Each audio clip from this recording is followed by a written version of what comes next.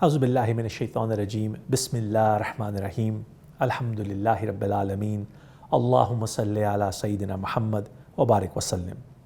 قیادت نبوی کے ایک اور ایپیسوڈ میں آپ کا خوش آمدید۔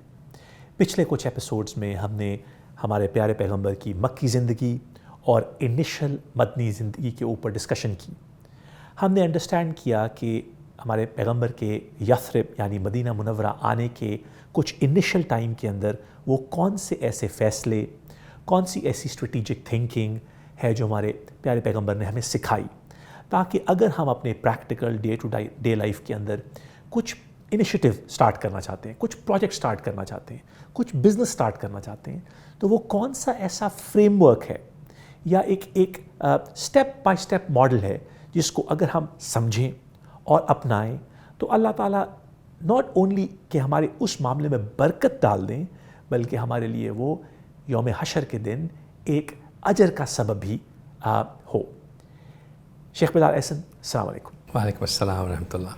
شیخ صاحب، ہم نے لاسٹ ایپیسوڈ میں ڈسکس کیا تھا کہ جو مسجد نبوی کی فاؤنڈیشن ہے وہ مسلمانوں کو ایک کمیونٹی سینٹر کے طور پہ انہوں نے یوز کرنا شروع کی، اور اسی کمیونٹی سینٹر سے پھر وہ فیصلے، وہ ڈیسیجنز جو کہ آگے ان غزوات، ان مشنز کے اوپر بھی، اور بہت سارے ایسے معاملات جو کہ مسلمانوں نے سکسیس آفٹر سکسیس اللہ تعالیٰ نے دیا، اور لیسنز آفٹر لیسنز اللہ تعالیٰ نے ہمیں دیے، وہ اس جگہ سے اوریجنیٹ ہوئے۔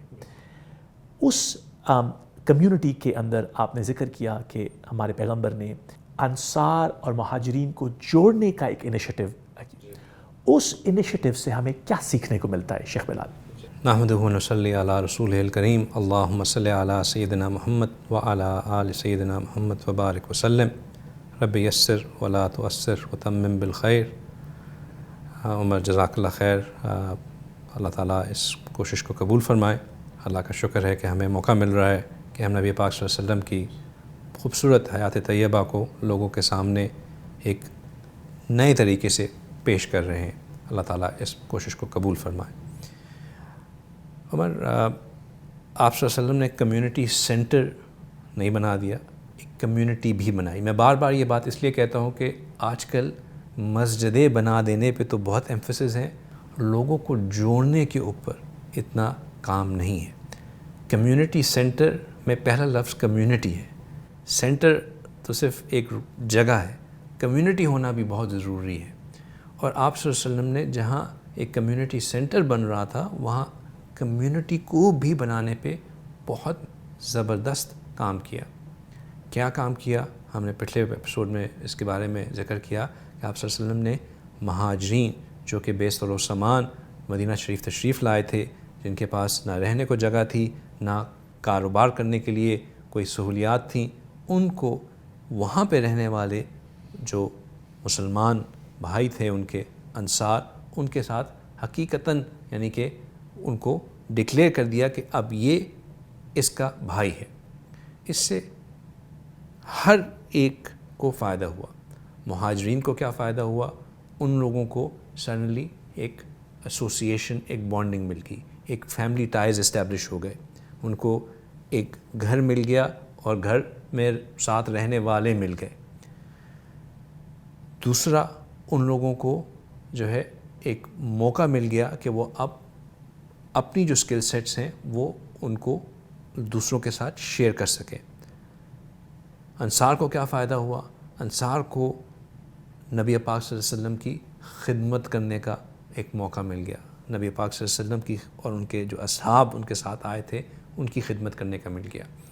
وہ اسکل سیٹس جن سے انصار اتنے واقف ہی نہیں تھے۔ یثرب اس وقت ایک کھیتی باڑی کی اکانومی تھی، ان کی اویسس تھا، ایک اویسس انوائرمنٹ تھی۔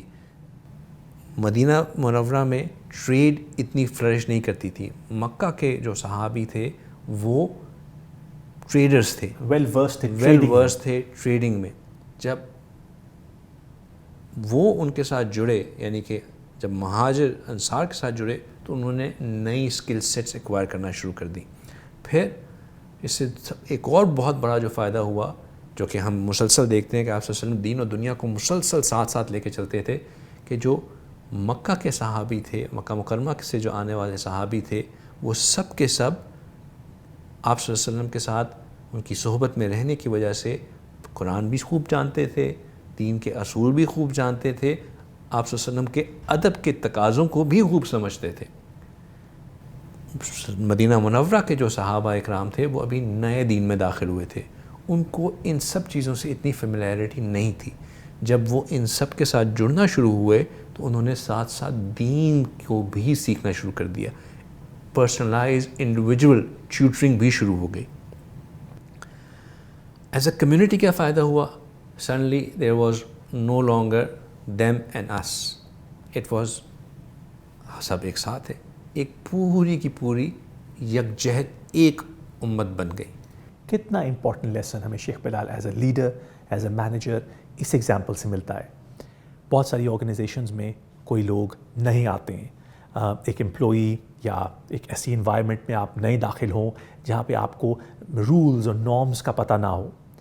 اگین ہمارے پیغمبر کی سیرت سے اور قیادت نبوی سے آپ کو وہ لیسنز نظر آ رہے ہیں کہ کیسے ایک نئی انوائرمنٹ میں اپنے آپ کو ایک فاؤنڈیشن دینا، ایک کانفیڈنس دینا اور اپنے آپ کو سیٹ اپ ایسے کرنا تاکہ آپ اس انوائرمنٹ میں رہنے والوں کی اسٹرینگتھس کو لیوریج کر سکیں، ان کے ایکسپیرینس سے لرن کر سکیں اور اکٹھے فلرش کر سکیں۔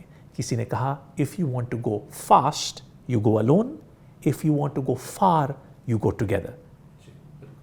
اور صحابہ اکرام، اب ایک تو تھا نا انٹرنلی کیا ہو رہا تھا، ایکسٹرنل جو آپ نے جیسے کہا کہ مدینہ منورہ میں صرف یہی لوگ نہیں تھے، اٹ واز بہت اور جو ہے ایکسٹرنل فیکٹرز تھے، قبائل تھے، اور صرف مسلمان ہی نہیں تھے، غیر مسلم بھی طرح طرح کے تھے۔ یہ لوگ سڈنلی جب وہ مسلمانوں کو دیکھ رہے تھے، اسٹریٹجائز کر رہے تھے، تو اب ان کو وہ جو ایک موقع ملتا ہے دشمن کو آ کے فالٹ لائنز انکریز کرنے میں کہ بھائی دیکھو وہ تم یہ کرتا ہے، تم لوگ آگے ہو، ایسے ہو گئے ہو، وہ ایسے ہیں، جو دشمن ایک فائدہ اٹھاتا ہے کہ اس بات کے اوپر کہ تم فلاں جگہ سے ہو، یہ فلاں جگہ سے ہیں، اس سے لوگوں کو آپس میں جو ڈیوائڈ کرتا ہے، سڈنلی ان کو کوئی فرق ہی نہیں نظر آتا تھا۔ ان کو ایک ہی چیز نظر آتی تھی کہ یہ سب کے سب مسلمان ہیں، یہ سب کے سب محمد صلی اللہ علیہ وسلم کے تابعدار ہیں۔ اب ان کو موقع ہی نہیں ملا، مسلمان ایک دم سے یونائٹڈ فرنٹ بن گئے، ایک یونائٹڈ آرمی بن گئے، تو بہت فائدہ ہوا۔ اس میں کچھ مثالیں ہیں عمر کہ یہ لوگ کس طرح ایک دوسرے کے ساتھ ہوئے، کہ آپ صلی اللہ علیہ وسلم نے جو لوگوں کو چنا کہ کون کس کے ساتھ ہوگا، وہ بہت ورتھ وائل ہے۔ مثال کے طور پہ آپ صلی اللہ علیہ وسلم نے مدینہ منورہ کے ایک بہت ویل آف صحابی سیدنا سعد ابن الرابی رضی اللہ تعالیٰ عنہ، ان کو جورا عبد الرحمن بن عوف رضی اللہ تعالیٰ عنہ کے ساتھ، جو کہ آپ صلی اللہ علیہ وسلم کے ساتھ ہجرت کر کے آئے تھے۔ عبد الرحمن بن عوف رضی اللہ تعالیٰ عنہ مکہ مکرمہ میں بڑے پائے کے ٹریڈر تھے، بہت جمے ہوئے تاجر تھے۔ وہ جب مدینہ شریف آئے تو آپ صلی اللہ علیہ وسلم نے ان کو مدینہ منورہ کے ایک ویل آف صحابی کے ساتھ جوڑا۔ ان صحابی سیدنا سعد نے سیدنا عبد الرحمن کو کہا کہ میں مدینہ منورہ کے مالدار لوگوں میں سے ایک ہوں، لیکن آج کے بعد سے جتنا میرا مال ہے اس کا آدھا آپ کا، بلکہ نہ صرف یہ، میری 2 بیویاں ہیں، ان میں سے آپ جس کو پسند کریں میں اس کو طلاق دے دیتا ہوں، وہ بیوی آپ کی۔ سیدنا عبد الرحمن بن عوف رضی اللہ تعالیٰ عنہ نے ان سے کہا کہ آپ اپنا مال اور اپنے گھر کو انٹیکٹ رکھیے، صرف مجھے مارکیٹ کا وے اباؤٹ بتا دیجئے، میں خود اپنا کاروبار شروع کر کے اپنے لیے کما لوں گا۔ انہوں نے ان کو مارکیٹ ڈائنامک سے اویئر کر دیا۔ سیدنا عبد الرحمن بن عوف ہمیشہ سے ہی ایک سلجھے ہوئے اور سمجھدار تاجر تھے، کچھ ہی عرصے میں انہوں نے اپنے آپ کو دوبارہ اسٹیبلش کر لیا۔ ان فیکٹ اللہ کے حکم سے شیخ بلال ہمیں کچھ دنوں پہلے موقع ملا عبد الرحمن بن عوف رضی اللہ تعالیٰ کے باغ میں جانے کا، جو کہ آج بھی مدینہ منورہ میں موجود ہے۔ جب ہم وہاں گئے تو ہمیں کچھ 2-3 انکریڈیبل باتوں کا پتہ چلا۔ پہلے تو ہمیں اس بات کا پتہ چلا کہ جہاں پر ان کے باغات ہیں، وہاں پہ سبحان اللہ آج بھی جو کھجوریں ہیں وہ آج بھی ان کی ییلڈ اور ان کی پروڈکٹیوٹی ماشاءاللہ بہت سارے اور باغات سے زیادہ ہیں۔ اور سیکنڈلی وہاں پر جو ہمیں کچھ مشائخ ملے، انہوں نے ہمیں یہ سکھایا، جب حضرت عبد الرحمن بن عوف نے کہا کہ show me where the market places, یا مجھے مارکیٹ ڈائنامکس کا آپ بتائیں. تو کہتے ہیں کہ ود ان 3 years، جو کہ ایک بہت چھوٹا ٹائم ہے، اور جو بھی کوئی بزنس کر چکے ہیں یا جو بزنس کرنا چاہتے ہیں ان کو اس بات کی انڈرسٹینڈنگ ہے کہ کتنا ڈیفیکلٹ ہے 3 سال میں ایک. کہتے ہیں کہ with in 3 years he was amongst the richest traders in Madinah Munawwarah. اور جب ان سے یہ سوال کیا گیا اسی ایریا کے اندر کہ یہ کیسے پاسبل ہے کہ آپ مکہ مکرمہ میں ایک بہت سکسیسفل تاجر تھے، آپ ایک جس طرح ہمیں لگتا ہے کہ خدا نخواستہ نعوذ باللہ کوئی زیرو پہ آ جائے اور پھر 3 سال میں کھڑا ہو جائے. تو انہوں نے کہا I have signed a contract with Allah and Allah has signed a contract with me. یعنی مفہوم اس کا یہ بنا کہ میں نے اللہ تعالیٰ سے دعا مانگی ہے، میں نے اللہ تعالیٰ سے رستہ سیکھنے کو مانگا ہے، اور اللہ تعالیٰ نے میرے پر کچھ رسپانسبلٹیز، کچھ قواعد، رستے بنائے ہیں. میں ان رستوں پہ چلتا رہتا ہوں. میں اپنے آپ کو ایک سچے تاجر کی طرح، ایک دیانت مند انسان کی طرح میری یہ رسپانسبلٹیز ہیں، اور اللہ تعالیٰ میرے کام میں ایسی برکتیں ڈالتے ہیں کہ خود سبحان اللہ سمجھ نہیں آتا کہ اللہ تعالیٰ کا یہ کس طرح کے معاملات ہیں. ان ادر ورڈز، جو اللہ کے بتائے ہوئے طریقوں پہ چلے گا اللہ خود ہی اس کو ایلیویٹ کر دیں گے. سورہ عنکبوت کی آخری آیت میں اللہ تعالیٰ یہی ہمیں سمجھاتے ہیں شیخ صاحب. انگلش میں اسے کہتے ہیں، ٹرانسلیشن ہے those who strive in our ways then we will guide them in our, یعنی اللہ تعالیٰ کے معاملات پھر ایسے ہمیں رستہ دکھاتے ہیں کہ ہم ان کے اندر پھر انشاءاللہ سکسیس آفٹر سکسیس ہماری زندگی میں ملتا ہے. شیخ بلال احسن سے ہمیں وہ لیڈرشپ لیسنز سیکھنے کو مل رہے ہیں جن کے ساتھ ہمیں یہ انڈرسٹینڈنگ آنی چاہیے کہ اللہ کے معاملات، اللہ کے پاتھ کے اوپر چلنا استقامت کے ساتھ، اچھی نیت کے ساتھ، تقوی اور توکل کے ساتھ ہمارے لیے ایک بہت بہت بڑی اپرچونٹی ہے ایز این امت. اکثر لوگ بزنس میں جاتے ہوئے گھبراتے ہیں. ان کو یہ لگتا ہے کہ اگر بزنس میں نقصان ہو گیا یا میں فیل ہو گیا بزنس میں تو میرے لیے بڑے مشکل معاملات ہوں گے. ہمیں پتہ ہے کہ تجارت کرنا ہمارے اسلام میں کتنا پسند کیا جاتا ہے، اور اس چیز کو مد نظر رکھنا کہ جیسے حضرت عبد الرحمن بن عوف رضی اللہ تعالیٰ کی ایگزامپل سے ہمیں نظر آتا ہے کہ زندگی میں اپس ڈاؤنز، بزنس اوپر جانا نیچے جانا ایک نارمل چیز ہے، مگر اپنے پرنسپل، ویلیوز اور ایتھوس کو مینٹین رکھنے سے اللہ تعالیٰ ہمارے معاملات آسان کر دیتے ہیں. فَإِنَّ مَعَ الْعُسْرِ يُسْرًا إِنَّ مَعَ الْعُسْرِ يُسْرًا. ہارڈ شپ کے ساتھ ایز ہے، ایز کے ساتھ ہارڈ شپ ہے، ایز لانگ ایز ہمارا رستہ، ہماری نیت سیدھی رہے اور اللہ تعالیٰ ہمیں ہمارے معاملات میں استقامت دے. انشاءاللہ ملتے ہیں بریک کے بعد. Welcome back. بریک پہ جانے سے پہلے ہم نے شیخ بلال احسن سے وہ کرٹیکل معاملات، وہ کانفیڈنس، سکلز، بیہیویئرز اور ایٹیٹیوڈ سیکھے جس کے ساتھ صحابہ اکرام یثرب یعنی مدینہ منورہ میں اپنے آپ کو سیٹل کر رہے تھے، اور ناٹ اونلی سروائیو کر رہے تھے بٹ ماشاء اللہ تھرائیو کر رہے تھے. شیخ بلال احسن ہمیں کچھ اور ایسی ایگزامپلز دیں کہ مہاجرین اور انصار کو جوڑ کے ہمارے پیغمبر نے کیسے ان کے معاملات میں اور برکتیں ڈالیں اور یہ ایک امت کی فاؤنڈیشن کریٹ کی. بالکل عمر، ہم نے ایک مثال دیکھی جس میں ایک بہت ویل آف ویلتھی انصاری صحابی اور ایک ہائی پوٹینشل مہاجر صحابی جن کے اندر ٹریڈ اور بزنس ایکوائپمنٹ بہت ہائی تھا، ان کو ملایا گیا. ایک اور مثال جس میں آپ صلی اللہ علیہ وسلم نے بلال رضی اللہ تعالیٰ عنہ، جو کہ مکہ مکرمہ میں اسلام لانے سے قبل ایک غلام تصور کیے جاتے تھے، بلکہ غلام تھے، اور اسلام لانے سے پہلے ان کو شدید مشکلات، تشدد اور ہراسمنٹ کا سامنا تھا. اسلام لانے پر ان کے اوپر بہت ظلم کیا گیا. اسلام میں آنے کے بعد ان کی ایک سوشل ایلیویشن ہوئی، وہ باقی تمام صحابہ اکرام کے ساتھ ان کے بھائی بن کے رہنے لگ گئے. ہجرت کے موقع پر آپ صلی اللہ علیہ وسلم نے ان کو مہاجرین میں ایک صحابی ہیں ابو رویہ رضی اللہ تعالیٰ عنہ، ان کے ساتھ جوڑا. اب کہاں وہ بلال حبشی جو کہ مکہ کے لوگ جن کو ایک غلام تصور کرتے تھے، یہاں مدینہ منورہ میں آ کے ایک مدینہ منورہ کی اچھی ویل اسٹیبلشڈ فیملی کے ساتھ جڑ گئے. بہت کلیئر پیغام آپ صلی اللہ علیہ وسلم نے دیا کہ race has no place in Islam. اور ابو رویہ رضی اللہ تعالیٰ عنہ نے بھی اس کو اپنے لیے ایک بہت بڑا فخر کا مقام سمجھا کہ میں ان لوگوں کے ساتھ جڑا ہوں، میرا بھائی وہ ہے جو کہ اسلام کے شروع کے چند حضرات میں سے ہے. یہ وہ لوگ ہیں جنہوں نے نبی پاک صلی اللہ علیہ وسلم کو بالکل شروع کے دنوں میں جوائن کیا تھا. بہت بڑی سعادت کی بات ہے، دونوں طرف سے ون ون.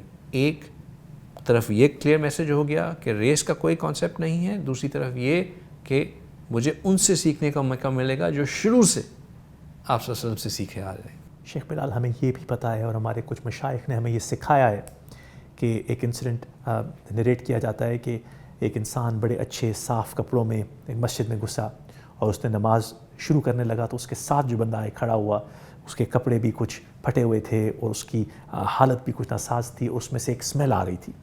تو اس بندے کے ذہن میں یہ آیا کہ یہ کس قسم کے ایک غلیظ انسان کے ساتھ میں کھڑا ہو گیا ہوں، یا کس قسم کے ایک ایسے بندے کے ساتھ جس کے ساتھ مجھے جو ہے وہ انکمفرٹیبل ہو رہا ہوں.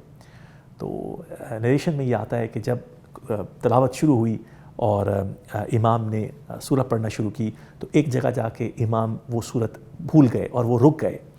تو وہ جو بندہ جو کہ پھٹے کپڑوں میں تھا، جس کی حالت ناساز تھی، اس نے امام کے پیچھے وہ ریسیٹیشن کرنا شروع کر دی تاکہ امام جو ہے ان کو لقمہ دیا. اس سے ہمیں اور اس انسان کے دل میں یہ بات آئی کہ سبحان اللہ، اللہ کی نظر میں کس کے پھٹے کپڑے ہیں، کس کے اچھے کپڑے ہیں، کس میں سے اچھی اسمیل آ رہی ہے، کسی میں سے بری اسمیل آ رہی ہے. یعنی اللہ کے نظر میں کس کے ایلیویشن ہائی ہے، کس کا سٹیٹس ہائی ہے، دنیا میں کس کا سٹیٹس ہائی ہے. اور بالکل یہی سبق تھا جو آپ صلی اللہ علیہ وسلم سکھانا چاہ رہے تھے کہ بہتر شخص وہ ہے جو تقوی میں زیادہ ہے. آپ کے فزیکل آؤٹ لک یا آپ کی race, colour, height does not count. آپ کا سوشل سٹیٹس ویلتھ سے ڈٹرمن نہیں ہوتا، آپ کا سوشل سٹیٹس آپ کے تقوی سے ڈٹرمن ہوتا ہے. جو جتنا تقوی میں زیادہ ہے اتنا وہ اعلیٰ ہے، اتنا اللہ سبحانہ تعالیٰ کا زیادہ مقرب ہے. اور یہی وجہ ہے کہ جو انصاری صحابی تھے انہوں نے یہ سبق سیکھا اور اس کو اپنے لیے ایک آنر سمجھا کہ میں اب بلال رضی اللہ تعالیٰ کا بھائی ہوں. پھر ایک اور مثال دیکھتے ہیں. سیدنا سلمان الفارسی رضی اللہ تعالیٰ عنہ، وہ فارس کے رہنے والے تھے اس لیے الفارسی کہلاتے ہیں. نہ وہ مہاجر تھے کہ وہ مکہ مکرمہ سے تشریف لائے، نہ ہی وہ مدینہ منورہ کے رہنے والے تھے. ایک اور جگہ سے ہجرت کر کے اللہ کے نبی کی تلاش میں بہت بڑے اسکالر اپنے ادیان کے، ان سے ہوتے ہوئے اب وہ نبی پاک صلی اللہ علیہ وسلم کی تلاش میں مدینہ شریف لائے تھے. آپ صلی اللہ علیہ وسلم نے ان کو بھی ویلکم کیا اور ان کو بھی جو ہے ایک انصاری صحابی کے ساتھ جوڑ دیا. اس میں بھی بہت حکمت تھی. اس میں ایک میسج تو یہ تھا کہ anybody coming into Islam is equally welcome and equally treated. یہ نہیں ہے کہ جو صرف مکہ مکرمہ سے ہجرت کر کے آئیں گے ان کو تو ہم بھائی بنائیں گے، جو باہر سے آ رہا ہے کہیں اور سے آ رہا ہے they'll have to find their own place. نہیں، جو اسلام میں آیا ہے، جو اس کنڈیشن کو فلفل کر رہا ہے کہ وہ یہاں کا رہنے والا نہیں ہے، بے سر و سامان کی حالت میں ہے، اس کے لیے ایک نئی جگہ ہے، گھر والے نہیں ہیں، فیملی نہیں ہے، کوئی رشتہ داری نہیں ہے، اس کے لیے ایک ایسا گھر، ایک ایسا بھائی بنا دیا جس کے ساتھ وہ رہ کے اپنے آپ کو یہاں اسٹیبلش کر سکتا ہے. شیخ بلال احسن کے ساتھ ہمیں لیسن اپون لیسن سیکھنے کو مل رہے ہیں. اس انیشل ٹائم کے یعنی ہجرت کے کچھ مہینوں یعنی کچھ انیشل فیز کے، جس کے اندر ہمارے پیارے پیغمبر حضرت محمد صلی اللہ علیہ وسلم نے ہمیں وہ لیسنز سکھائے جس کے ساتھ ہم اپنے ڈے ٹو ڈے افیئرز یعنی بزنس کے معاملات، کارپوریٹ افیئرز کے اندر ہمیں بہت سارے لیسنز ملتے ہیں.